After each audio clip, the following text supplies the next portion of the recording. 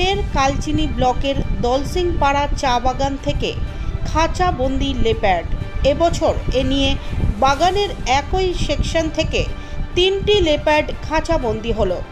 বুধবার বাগানের 6 নম্বর সেকশনে খাঁচাবন্দি হয় লেপার্ডটি। খবর পেয়ে ঘটনাস্থলে এসে লেপার্ডটিকে উদ্ধার করে জলদাপাড়া বন বিভাগের নীলপাড়া রেঞ্জের বনকর্মীরা।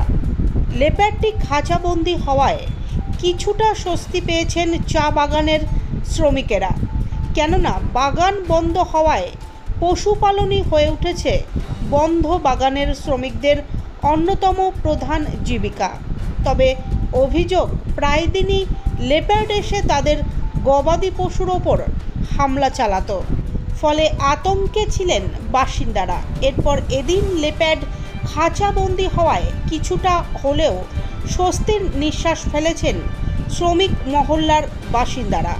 অপরদিকে বাগান বন্ধ থাকায় তা ভরে গিয়েছে আগাছায়, যা লেপার্ডের আদর্শ বাসস্থানে পরিণত হয়েছে বলে বন দফতরের তরফে জানানো হয়েছে।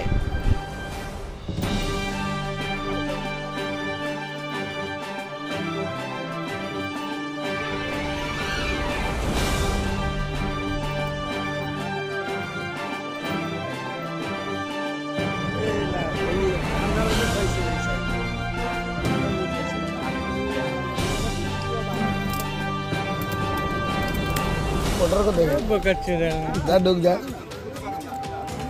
देखा